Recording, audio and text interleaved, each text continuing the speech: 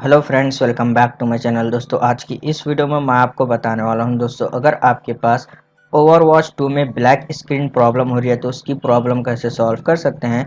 तो इस वीडियो में मैं आपको यही बताने वाला हूं दोस्तों। बहुत सिंपल स्टेप है, आप इस स्टेप को फॉलो कीजिए।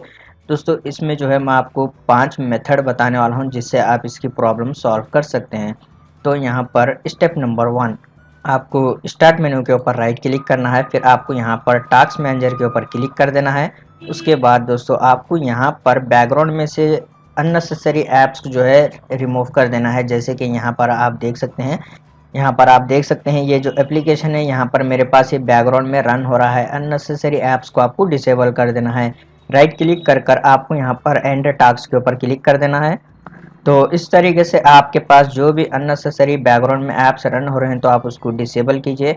उसके बाद यहाँ पर आपको स्टार्टअप टैब में आना है। फिर आपको यहाँ पर आप देख सकते हैं, आपके पास अगर स्टार्टअप टैब में जो है कोई भी ऐप्स जो है रन हो रहे हैं तो आप यहाँ पर से भी इसको डिसेबल कीजिए। जैसे कि आप यहाँ पर देख सकते हैं battle.net, तो यहाँ पर ये जो है रन हो रहा है तो मैं इसको यहाँ पर राइट क्लिक कर कर इसको डिसेबल कर लेता हूँ।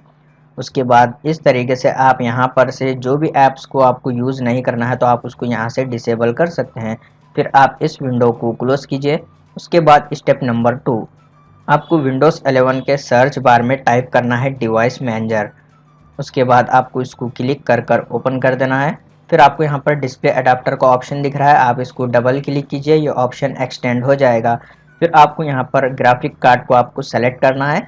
उसके बाद राइट क्लिक कर कर अपडेट ड्राइवर के ऊपर क्लिक कीजिए। फिर सर्च ऑटोमेटिकली फॉर ड्राइवर्स पर क्लिक कीजिए। उसके बाद इसको क्लोज कीजिए। फिर और एक बार से आपको राइट क्लिक कर कर अपडेट ड्राइवर के ऊपर क्लिक कर देना है। उसके बाद यहाँ पर browse my computer for drivers, इस पर आपको क्लिक करने के बाद यहाँ पर let me pick from a list, इसको आपको सेलेक्ट कर कर यहाँ पर आपके ग्राफिक कार्ड के ड्राइवर को सेलेक्ट कर देना है। उसके बाद आपको यहाँ पर नेक्स्ट के ऊपर क्लिक कर देना है। तो आप यहाँ पर देख सकते हैं इंस्टॉलिंग ड्राइवर्स, तो ये प्रोसेस कंप्लीट होने तक आप थोड़ा सा वेट कीजिए। तो जैसे कि आप यहाँ पर देख सकते हैं ड्राइवर इंस्टॉलिंग कंप्लीट हो गया है। उसके बाद आपको इसको क्लोज कर देना है। फिर आपको यहाँ पर स्टेप नंबर 3, आपको विंडोज़ 11 की सेटिंग में आना है। स्टार्ट मेन्यू के ऊपर क्लिक कीजिए, सेटिंग पर क्लिक कीजिए, विंडोज़ 11 सेटिंग ओपन हो जाएगी। फिर आपको यहाँ पर विंडोज़ अपडेट ऑप्शन के ऊपर क्लिक कर देना है। उसके बाद आपको यहाँ पर चेक करना है, अगर आपके पास यहाँ पर कोई भी विंडोज़ अपडेट पेंडिंग है तो आप जो है उसको इंस्टॉल कीजिए। तो जैसे कि आप यहाँ पर देख सकते हैं you are up to date, यहाँ पर मेरे पास विंडोज़ अप टू डेट है। तो यहाँ पर मैं इसको क्लोज कर लेता हूँ।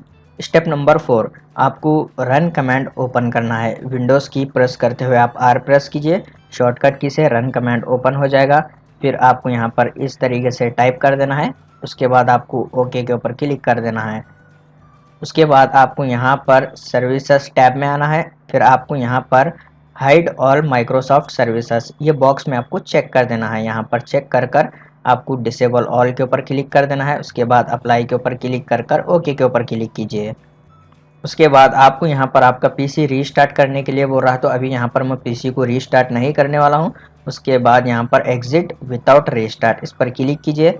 फिर आपको स्टेप नंबर 5, उसके बाद आपको यहाँ पर गूगल क्रोम ओपन करना है। आप जो भी ब्राउज़र यूज़ करते हैं तो आप वो ब्राउज़र को ओपन कीजिए। यहाँ पर सर्च बार में आपको यहाँ पर टाइप करना है डायरेक्ट एक्स। उसके बाद आप इंटर प्रेस कीजिए।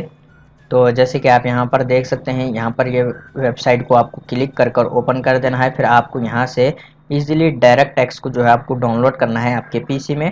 डाउनलोड कर कर आप इसको यहाँ से डाउनलोड के ऊपर क्लिक कीजिए, डाउनलोड हो जाएगा। उसके बाद आप इसको इंस्टॉल कीजिए।